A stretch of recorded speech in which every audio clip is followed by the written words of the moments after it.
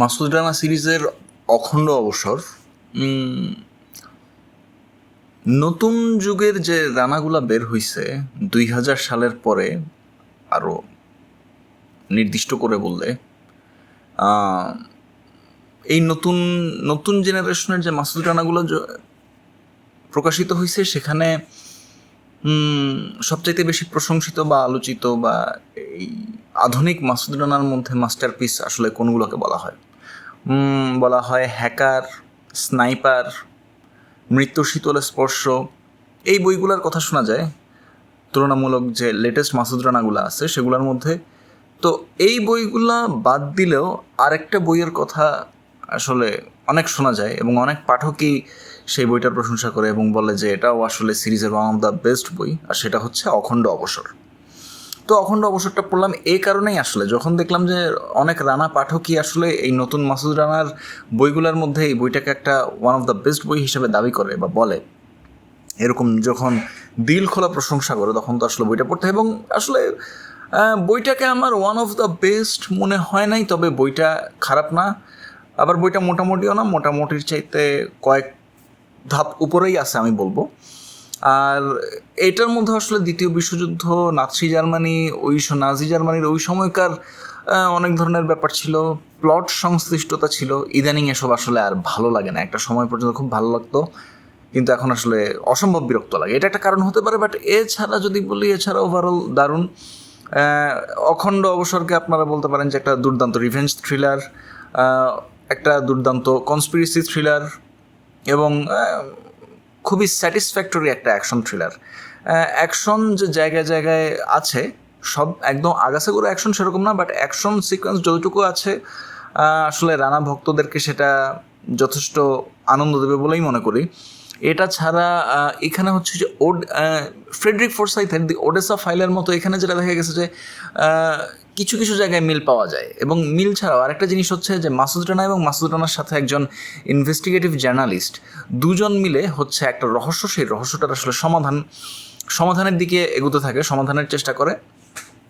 সেই রহস্যের সাথে একজন সিনেটর, একজন অনেক বড় ব্যবসায়ী এবং একজন চিফ জাস্টিস জাতীয় একজন লোক জড়িত, এবং সেটার সাথে জড়িত দ্বিতীয় বিশ্বযুদ্ধ, এবং সেটার সাথে জড়িত একজন এসএস অফিসার, এবং সেই এসএস অফিসারের সাথে তিনজন আমেরিকান প্রভাবশালী ব্যক্তির আসলে সম্পর্ক কী, সেটাই আসলে রানা আর ওই রানার সাথে থাকা যে সঙ্গী মেয়েটা ইনভেস্টিগেটিভ জার্নালিস্ট, তারা হচ্ছে খুঁজে বের করবে। এবং এই যে তিনজন কেউকেটা, রাঘব বোয়াল, একজন সিনেটর, একজন বিশাল বড় ব্যবসায়ী, একজন চিফ জাস্টিস, তারাও মোটামুটি কিছু খুবই নৃশংস নিষ্ঠুর লোককে লাগাই দিছে মাসুদ রানাদের পিছনে, এবং তাদেরকে অর্ডার দেওয়া হয়েছে যে কোনো মূল্যে মাসুদ রানাকে এলিমিনেট করতে হবে, বা মাসুদ রানা হচ্ছে যেই জিনিসটা, যেই সত্যিটা বা যেই তথ্যটা সে গোয়েন্দাগিরির মাধ্যমে তুলে আনতে চাচ্ছে, বের করতে চাচ্ছে,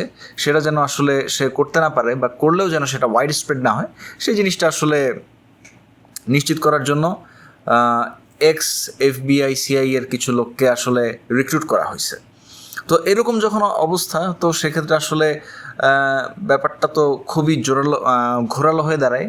এবং পরবর্তীতে দেখা গেল যে আস্তে আস্তে আস্তে আস্তে যখন রহস্যটা আসলে উদ্ঘাটন হলো, সেটা আসলে খুব ইমপ্রেসিভ ছিল এবং দুর্দান্ত একটা কনস্পিরেসিও ছিল। সব মিলিয়ে বলা যায় যে কনস্পিরেসি বললেও আবার আর 10টা মাসুদ রানার বইতে যে ধরনের কনস্পিরেসি থাকে সেরকম কিছু না, সব মিলিয়ে তো উপভোগ্য বটেই।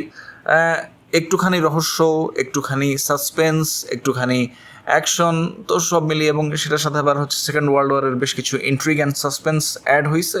সব মিলিয়ে উপভোগ্য একটা বই। উপভোগ্য অনেকবার বলে ফেলতেছি যে এটা অনেক উপভোগ্য বই, বাট উপভোগ্য হওয়ার কারণগুলো আর কি, মসৃণ মাখনের মতো লেখনী, এক বসায় পড়ে শেষ করে ফেলার মতো সেরকমই।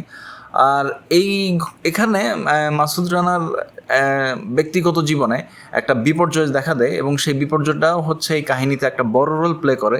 তো সেটাও লেখক বেশ ভালোভাবেই সেই জিনিসটা নিয়ে খেলতে পারছে, রানার বিপর্যয়টা নিয়ে। এবং এই যে অখণ্ড অবসরে মাসুদ রানার ব্যক্তিগত জীবনে যে বিপর্যয়, সেই বিপর্যয়ের একটা কন্টিনিউয়েশন আবার খুব সম্ভবত অন্তর্যামী বইটাতেও আছে বলে আমার মনে হয়। তো সব মিলিয়ে বলা যায় যে রানার আরেকটা বেশ উপভোগ্য বই, তবে সিরিজের অন্যতম সেরা আমি বলবো না।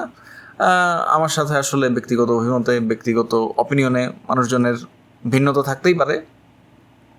অন্যতম সেরা না বললেও অন্যতম উপভোগ্য একটা বই বলবো আমি মাসুদ রানা সিরিজের এই অখণ্ড অবসর বইটাকে। সো যারা এখনও বইটা পড়েন নাই তাদের সবার জন্য হ্যাপি রিডিং।